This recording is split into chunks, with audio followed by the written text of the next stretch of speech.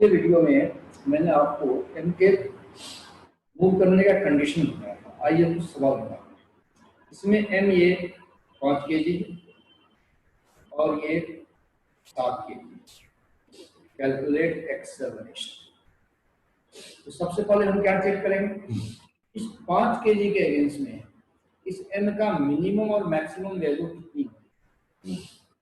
Condition था कि m upon sine theta plus mu cos theta should be less than or equal to m sin theta minus mu cos theta. System will not move. अगर m इसके बीच में है तो system move नहीं करेगा। तो इस केस में 5 upon sine 30 plus mu 1 upon 2 root 3 cos 30 root 3 by 2 की वैल्यू निकाल लेते हैं। रूट 3 कैंसिल, ये आएगा 5 upon 1 by 2 plus 1 by 4। So it comes to be 5 upon 3 upon 4. So it is 20 upon 3, near about 6.7 kg. और ये मास greater than इससे ज्यादा है, इसका मतलब चांसेस बनेगा। अब इसका मैक्सिमम वैल्यू अगर निकालें एम मैक्स की वैल्यू, तो ये हो जाएगा एम मैक्स, ये हो जाएगा 5 upon sine 30 minus 1 upon 2 root 3 cos 30. So it will be equal to 5 upon 1 by 2 minus 1 by 4 equal to 20 kg. तो इस मास 7 kg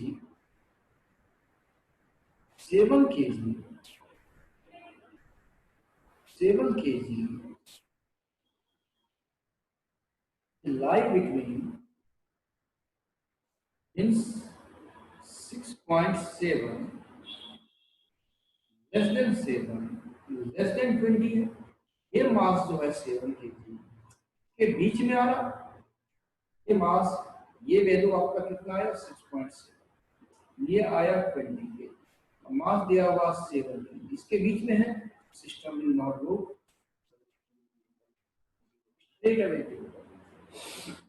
अब यहां पर अगर आपको पूछे calculate force of friction, calculate force of friction, calculate force of friction,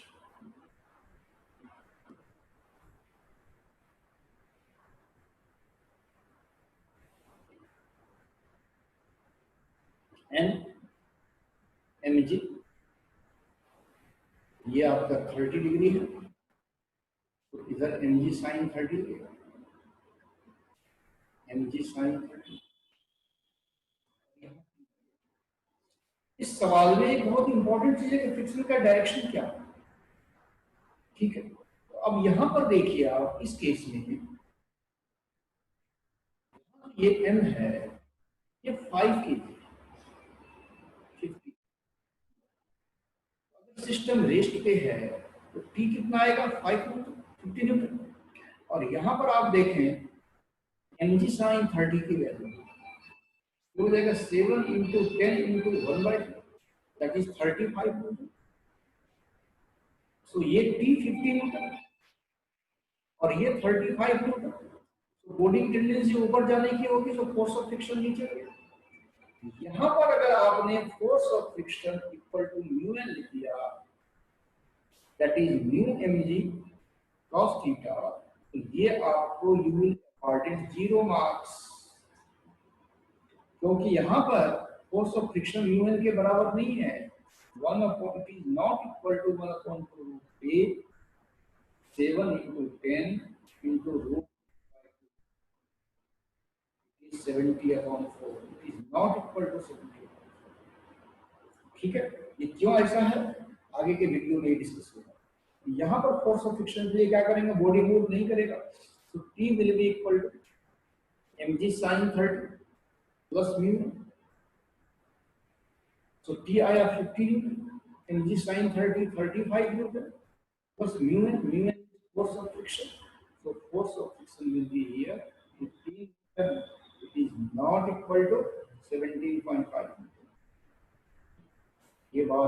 ध्यान से देखने वाली बात है, यहाँ ऑब्जेक्टिव पूछ देगा।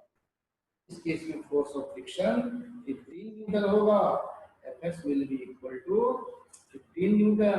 इसमें बहुत सारे स्टेप्स इन्वॉल्व हैं, ये होप आप समझ गए होंगे। सबसे पहले हमने चेक किया इस मास का वैल्यू इसके बीच में तो नहीं है, तो हमने चेक किया तो यस ये इसके बीच में था।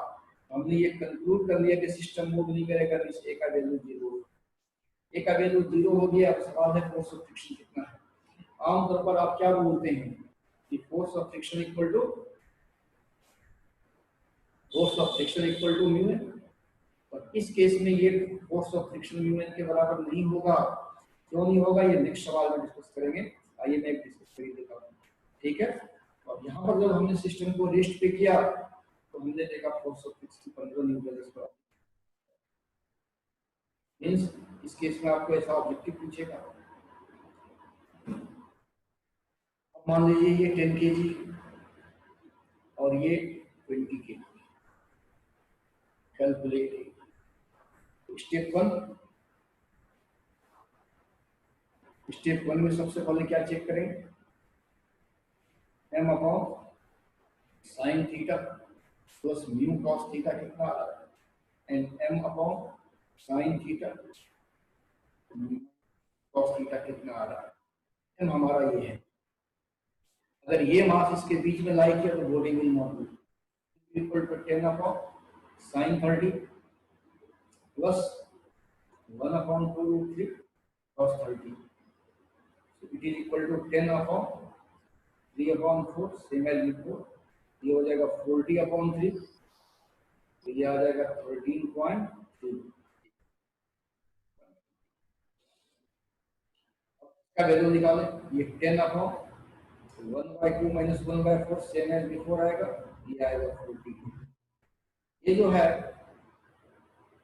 इसकी वैल्यू आई 13.3, इसकी वैल्यू आई 40, और ये 20 केजी इसके बीच में है, तो system will not move. Here also A equal to 0। अगर आप फोर्स ऑफ फ्रिक्शन निकालना आ जाए आपको, निकाल लीजिए। Force of friction will be equal to same as before n m ji sine theta. सबसे पहले चेक करेंगे बॉडी ऊपर जाएगा या नीचे जाएगा। P इक्वल टू यहाँ पर 100 न्यूटन, P और एम जी 100, ठीक है। तो ये फोर्स 100 न्यूटन, एम जी साइन थीटा आ जाएगा 20 into 10 into 1/2, so it will be also 100 newton. तो ये फोर्स भी 100 न्यूटन है। ये दोनों फोर्स बराबर है, बॉडी की टेंडेंसी चलने की नहीं होती, so force of friction will be equal to 0। These all are the very important question, ठीक है। इस पर आपको ऑब्जेक्टिव पूछेगा, स्ट्रेट अवे पूछेगा फोर्स ऑफ फ्रिक्शन कितना है। आपने force of friction mu n लिख लिया, mu n means 1/2√3 10 sine cos 30 के तौर पर यह आपको 0 नंबर आ जाएगा। 0 marks, you will awarded 0 marks, ये नहीं होगा, force of friction 0। Check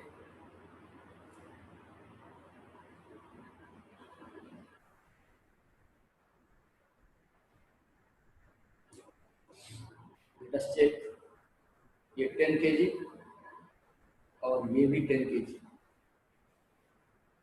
I hope इस सवाल में आपने देख लिया, ये 10 केजी इससे कम है तो बॉडी विल मूव, ठीक है। इस केस में बॉडी किधर मूव करेगा, सबसे पहले सिस्टम को रेस्ट पे कीजिए, एम जी एन जी और टी।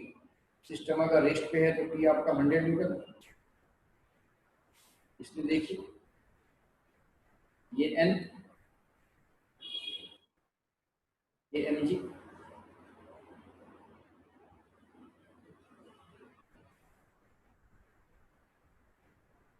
एम जी इस डायरेक्शन में इसका component m g cos theta, इस डायरेक्शन में इसका कंपोनेंट साइन थीटा, इसकी वैल्यू आ जाएगी 100 इंटू 1/2 50 न्यूटन। ये आपका 100 न्यूटन थोड़ी ऊपर की तरफ जाएगा तो फ्रिक्शन नीचे लगेगा metre. Now calculate acceleration 10g minus t equal to 10a, question number 1। इसके इसमें 100 minus mg sine theta minus mu N equal to m, so it is 100 minus 100 into 1/2 minus 1/2 root 3 mg, m means 10 into g by 2 equal to m root 3 cancel कीजिए, यह आ गया 100 minus 50 minus 25 equal to 10 equation number 1 और 2 को add कीजिए, adding 1 plus 2 adding 1 plus 2 वाला 100 minus t equal to 10, दूसरा था t minus 75 equal to 10, t minus 70 यह गलती हो गई।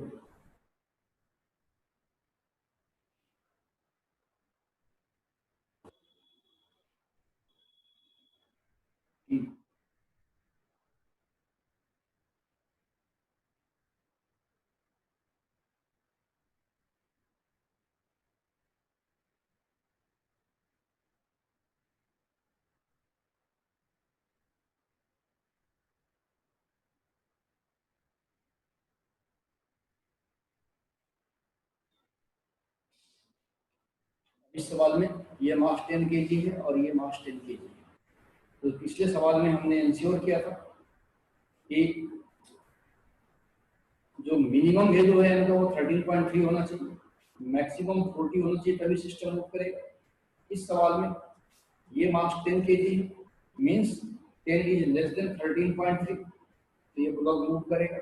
अब सवाल है अगर ये ब्लॉक मूव करेगा तो किधर मूव करेगा, उसके लिए हमने क्या किया, इसका एक्सेलरेशन को 0 कर दिया। एक्सेलरेशन को 0 कर देंगे तो टी आ जाएगा 10g के बराबर, दैट इज 100 न्यूटन।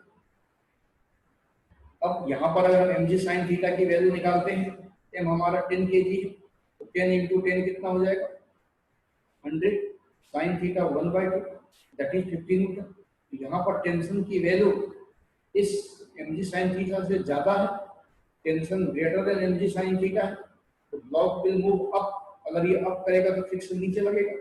अब आइए इसका वैल्यू निकाल लेते हैं। उस केस में इस 100 की जगह पर लिखिए टी, ये हो जाएगा mg minus t equal to m, equation number 1।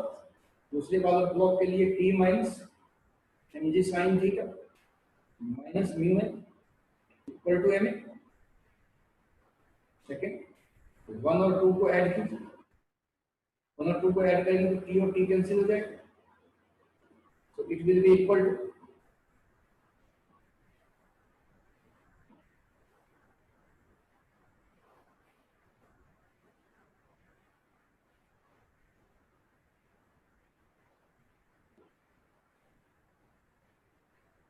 mg sin theta minus t plus t minus mg sin theta minus mu N equal to na plus m. तो t से t कैंसिल कीजिए, mg sin theta not mg sin theta, again I am doing the mistake, it is mg, it is mg minus mg sin theta plus mu cos theta equal to m plus m into a। और इसकी value put कीजिए, ये हो जाएगा 100 minus ये भी हो जाएगा 100 sin 30 1/2 म्यू है 1/2 root 3 cos 30 root 3/2 equal to 10 plus 10 into a, so it is 100 minus 100 into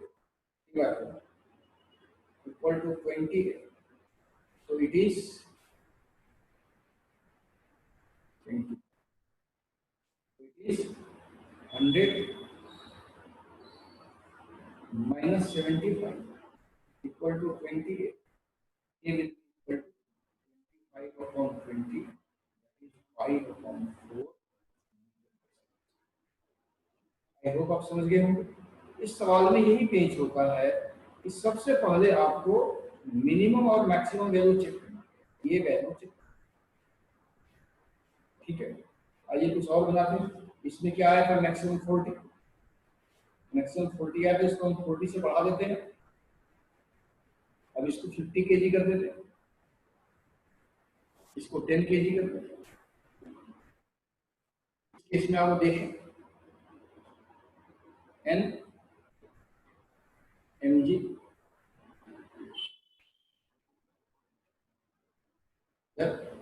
M g cos theta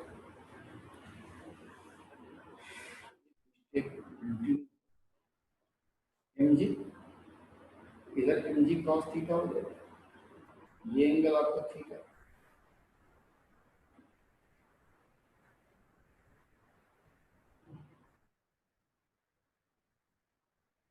आपका एम जी साइन थीटा। नाउ सिस्टम को पहले रेस्ट पे कर देते हैं, 10 जी और T. If system is rest, system अगर रेस्ट पे है, टी कितना हो जाएगा, 10 जी, दैट इज 100 मीटर। और इस एम जी साइन थीटा का वैल्यू आ जाएगा 50 into 10 into 1/2, that is 250 newton. So इस एम जी साइन थीटा की वैल्यू इस टी से ज्यादा है, तो ब्लॉक नीचे जाएगा, तो ये म्यू हो जाएगा। आई होप आप बना लेंगे। तो ये ऊपर की तरफ मानिए t minus M G equal to m, ठीक है। यहाँ m ji sine theta minus T minus mu N equal to n, equation number 1 और equation number 2।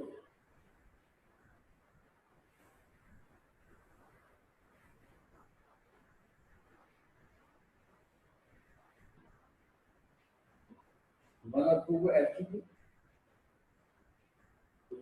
T minus M G plus M ji sine theta minus T minus mu N equal to M A plus M, T से T cancel कीजिए। So M ji sine theta minus mu cos theta minus M G equal to M plus M into एक, solve कीजिए, ये 50 into 10 हो गया, 1/2 minus 2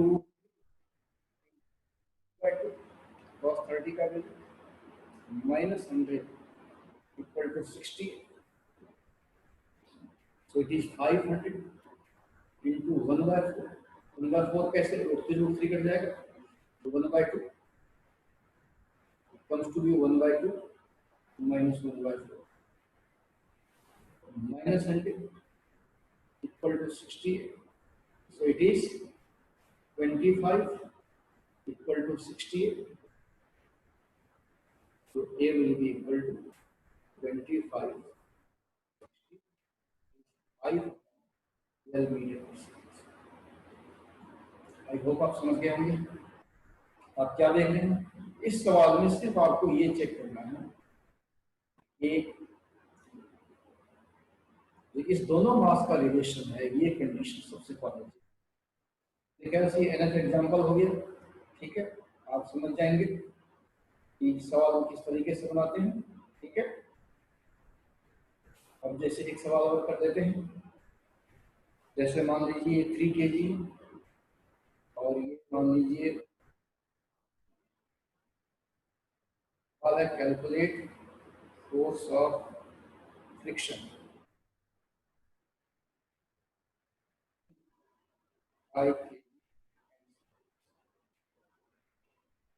यहाँ पर difference बहुत क्लोज। सबसे पहले हम चेक करेंगे m upon sine theta plus mu cos theta की वैल्यू कितनी है। फिर हम चेक करेंगे m upon sine theta minus mu cos theta की वैल्यू। ठीक है, यहाँ पर एम हमारा ये है, कितना आएगा, ये आ जाएगा 3 अपॉन साइन 30 प्लस 1/2√3 कॉस 30। ये कई बार हमने चेक कर लिया है। इसकी वैल्यू आती है 3/4, 3 अपॉन 3/4, तो ये आ जाएगा 4। ठीक है, आ गया 4 की value 3 upon sine 30 minus 1/2 cos 30। ये भी कई बार चेक हो चुका है। ये आएगा 3 अपॉन 1 इक्वल टू 12। ये आएगा 12। ये जो 5 kg है इस दोनों के बीच में है, मूव नहीं करेगा, सो ए विल बी 0। हमने ये इंश्योर कर दिया लास्ट। अब जब ये इंश्योर करेंगे कि ए 0 होगा तो इसकी टेंडेंसी ऊपर जाने की है या नीचे जाने की है। उसके लिए ए इक्वल टू 0 करके इसका टी निकालो। टी कितना आ जाएगा, इक्वल टू 30। और यहाँ पर आप क्या देखते हैं, ऑब्जेक्टिव पूछेगा, फटाफट करना पड़ेगा। mg sin theta, mg sin theta आ जाएगा 50 इंटू 1/2, दैट इज 25 न्यूटन। ये 25 न्यूटन ये टी से कम है तो बॉडी ऊपर जाएगा, फ्रिक्शन फोर्स नीचे लगेगा। ये अब सॉल्व कर लेते हैं। ये टी 50 न्यूटन, 30 न्यूटन, ये mg sin थीटा 25 न्यूटन, और ये force of friction Fs। mg sin theta plus Fs must be equal to 30 and 25 plus Fs must be equal to 30. So yes, इस पर आपको बहुत ऑब्जेक्टिव पूछे जाएंगे। आई होप आप समझ गए होंगे कि कैसे इसमें अप्रोच करते हैं। सवाल का अप्रोच बहुत इंपॉर्टेंट है।